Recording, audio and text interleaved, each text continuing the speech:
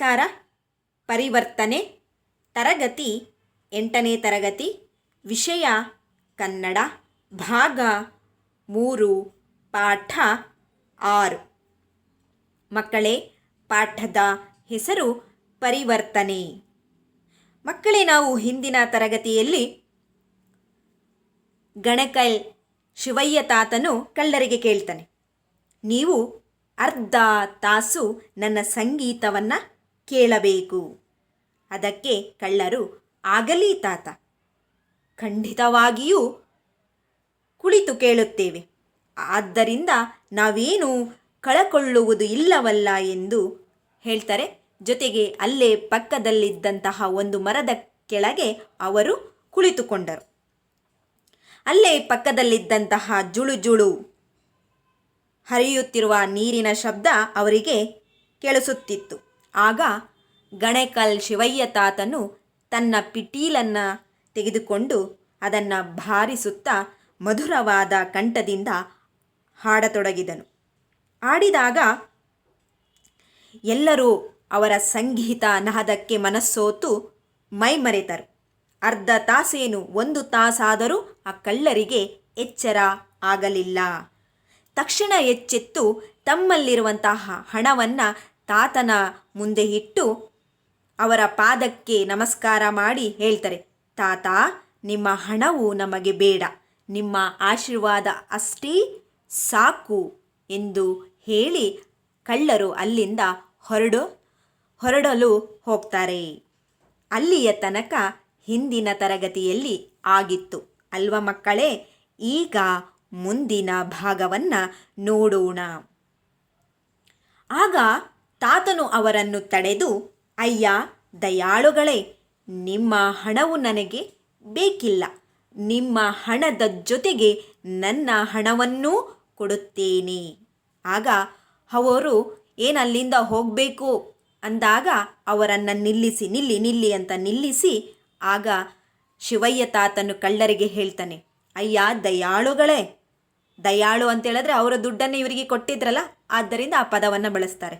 ಅಯ್ಯ ದಯಾಳುಗಳೇ, ನಿಮ್ಮ ಹಣವು ನನಗೆ ಬೇಕಿಲ್ಲ, ನಿಮ್ಮ ದುಡ್ಡು ನನಗೆ ಬೇಕಿಲ್ಲ. ನಿಮ್ಮ ಹಣದ ಜೊತೆಗೆ ನನ್ನ ಹಣವನ್ನು ಕೊಡುತ್ತೇನೆ, ತೆಗೆದುಕೊಳ್ಳಿ. ನಿಮ್ಮ ಹಣದ ಜೊತೆಗೆ ನನ್ನ ಹಣವೂ ಸಹ ಸೇರಿಸಿ ನಿಮಗೆ ಕೊಡುತ್ತೇನೆ. ಆದ್ದರಿಂದ 4 ಒಟ್ಟುಗೂಡಿ ವ್ಯಾಪಾರ ಮಾಡುತ್ತಾ ಜೀವನ ನಡೆಸಿ. ಇನ್ನು ಮುಂದೆ ಈ ಕೆಟ್ಟ ಕಳ್ಳತನ ಮಾಡಬೇಡಿ, ಸತ್ಯವಂತರಾಗಿ ಬದುಕಿ ಎಂದು ಹೇಳ್ತಾರೆ. ನೋಡಿ, ಏನು ನಿಮ್ಮ ಹಣದ ಜೊತೆಗೆ ಇದರಿಂದ ನಾನು ಕೊಡುವ ಮತ್ತು ನಿಮ್ಮ ಹಣದ ಜೊತೆಗೆ ಸೇರಿ ನೀವು 4 ಜನ ಜೊತೆಗೂಡಿ, ಅಂದರೆ ಒಟ್ಟುಗೂಡಿ, ಅಂದರೆ ಜೊತೆಯಾಗಿ ಒಂದು ವ್ಯಾಪಾರ ಮಾಡಿ ಒಳ್ಳೆಯ ಜೀವನವನ್ನು ನಡೆಸಿ. ಇನ್ನು ಮುಂದೆ ಇಂತಹ ಕೆಟ್ಟ ಕೆಲಸವನ್ನು ಮಾಡಬೇಡಿರಿ, ಸತ್ಯವಂತರಾಗಿ ಬದುಕಿ. ಏನೀಗ ಮಾಡ್ತಾ ಇದ್ದೀರಾ ಕಳ್ಳತನ, ದರೋಡೆ, ಇದೆಲ್ಲನೂ ಮಾಡಬೇಡಿ. ಇನ್ನು ಮುಂದೆ ನೀವು ಒಳ್ಳೆಯ ಕೆಲಸವನ್ನು ಮಾಡಿ ಸತ್ಯವಂತರಾಗಿ ಬದುಕಿ, ತೆಗೆದುಕೊಳ್ಳಿ. ನಿಮ್ಮ ಹಣದ ಜೊತೆಗೆ ನನ್ನ ಹಣವೂ ಇದೆ ಎಂದು ಹೇಳ್ತಾನೆ ಎಂದು ಹೇಳಿ ಅವರು ಕೊಟ್ಟ ಹಣದೊಂದಿಗೆ ತಮ್ಮ ಹಣವನ್ನೂ ಕೊಟ್ಟು ಆಶೀರ್ವದಿಸಿ ಕಳುಹಿಸುತ್ತಾರೆ. ಜೊತೆಗೆ ತಗೊಳ್ಳಿ, ನಿಮ್ಮ ಹಣದ ಜೊತೆಗೆ ನನ್ನ ಹಣವೂ ಇದೆ ಅಂತ ಹೇಳಿ ಅವರ ಕೈಯಲ್ಲಿ ಇಟ್ಟು ಅವರಿಗೆ ಒಳ್ಳೆಯದಾಗಲಿ ನಿಮಗೆ ಎಂದು ಆಶೀರ್ವಾದವನ್ನು ಮಾಡಿ ಅಲ್ಲಿಂದ ಅವರನ್ನು ಕಳುಹಿಸಿ ಕೊಡ್ತಾರೆ. ಅಂದಿನಿಂದ ಅವರು ವ್ಯಾಪಾರ ಮಾಡಿಕೊಂಡು ಸುಖ ಜೀವನವನ್ನು ನಡೆಸುತ್ತಾರೆ. ಆವತ್ತಿನಿಂದ ಆ ಕಳ್ಳರು ಒಳ್ಳೆಯ ವ್ಯಾಪಾರವನ್ನು ಮಾಡಿಕೊಂಡು ಒಳ್ಳೆಯ, ಅಂದರೆ ಸುಖ ಜೀವನವನ್ನು ನಡೆಸುತ್ತಾರೆ.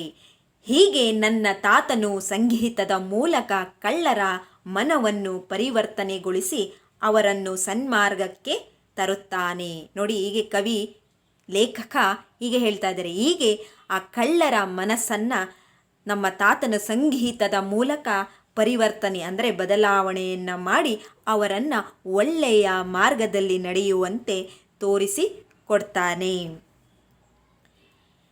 ಹೀಗೆ ಅದೇ ರಾಯಚೂರು ಜಿಲ್ಲೆಗೆ ಸೇರಿದ ರಾಯಚೂರಿನವರೇ ಆದ ಪಂಡಿತ ತಾರಾನಾಥರು ಬಡವರ ಬಂಧುಗಳು. ಮಕ್ಕಳು, ಇನ್ನೊಂದು ಕತೆ ನೋಡೋದಾದರೆ, ಅದೇ ರಾಯಚೂರು ಜಿಲ್ಲೆಗೆ ಸೇರಿದಂತಹ ರಾಯಚೂರಿನವರೇ ಆದಂತಹ ಮತ್ತೊಬ್ಬ ಪಂಡಿತ ಅಂದರೆ ಅವರು ತಾರಾನಾಥರು. ಇವರು ಬಡವರ ಬಂಧುಗಳು. ಬಡವರ ಉದ್ಧಾರಕ್ಕಾಗಿ ಹಗಲು ರಾತ್ರಿ ದುಡಿದವರು. ನೋಡಿ, ಈ ಮಹಾನ್ ವ್ಯಕ್ತಿ ಬಡವರ ಬಂಧು ಆಗಿದ್ದು, ಜೊತೆಗೆ ಬಡವರು ಉದ್ಧಾರ ಆಗಬೇಕು, ಈ ಸಮಾಜದಲ್ಲಿ ಬಡವರು ಸಹ ಮೇಲಕ್ಕೆ ಬರಬೇಕು ಎಂದು ಹಗಲು ರಾತ್ರಿ ಅವರಿಗೋಸ್ಕರ ದುಡಿದವರು ಯಾರು ಅಂತ ಹೇಳಿದ್ರೆ ಅವರೇ ಪಂಡಿತ ತಾರಾನಾಥರು. ಬಡವರ ಉದ್ಧಾರವಾಗಬೇಕಾದರೆ ಮೊದಲು ಅವರ ಮಕ್ಕಳು ವಿದ್ಯಾವಂತರಾಗಬೇಕು. ನೋಡಿ, ಬಡವರು ಉದ್ಧಾರ ಆಗಬೇಕಂದ್ರೆ, ಅವರೇನಾದರೂ ಮೇಲಕ್ಕೆ ಬರಬೇಕಂದ್ರೆ ಮೊದಲು ಅವರ ಮಕ್ಕಳು ವಿದ್ಯಾವಂತರಾಗಬೇಕು. ಈಗ ಯಾರು ವಿದ್ಯಾವಂತರಾಗಬೇಕು? ಬಡವರ ಮಕ್ಕಳು ವಿದ್ಯಾವಂತರಾದರೆ ಅವರ ಮುಂದಿನ ಪೀಳಿಗೆ ಸುಖಮಯವಾಗಿರುತ್ತದೆ ಎಂದು ಅವರ ಉದ್ದೇಶವಾಗಿತ್ತು. ಇನ್ನು ಮುಖ್ಯಾಂಶಗಳು, ಪಾಠದ ಹೆಸರು, ಪಾಠದ ವಿವರಣೆ, ಇವುಗಳ ಬಗ್ಗೆ ಈ ಭಾಗದಲ್ಲಿ ತಿಳಿದುಕೊಂಡಿದ್ದೇವೆ. ಪ್ರಶ್ನೆಗಳನ್ನು ನೋಡೋಣ. ಪ್ರಶ್ನೆ 1, ತಾತ ಮತ್ತು ಕಳ್ಳರು ಎಲ್ಲಿ ಕುಳಿತುಕೊಂಡರು? ಪ್ರಶ್ನೆ 2, ನೀರು ಹೇಗೆ ಹರಿಯುತ್ತಿತ್ತು? ಪ್ರಶ್ನೆ 3, ಕಳ್ಳರು ತಮ್ಮ ಹಣವನ್ನು ಯಾರ ಮುಂದೆ ಇಟ್ಟರು? ಮಕ್ಕಳೇ, ಈ ಎಲ್ಲ ಪ್ರಶ್ನೆಗಳನ್ನು ನಿಮ್ಮ ನೋಟ್ ಪುಸ್ತಕದಲ್ಲಿ ಬರೆದು ನೀವೇ ಸ್ವತಃ ಉತ್ತರಗಳನ್ನು ಹುಡುಕಿ ಬರೆದುಕೊಳ್ಳಬೇಕು. ಎಲ್ಲರಿಗೂ ಧನ್ಯವಾದಗಳು.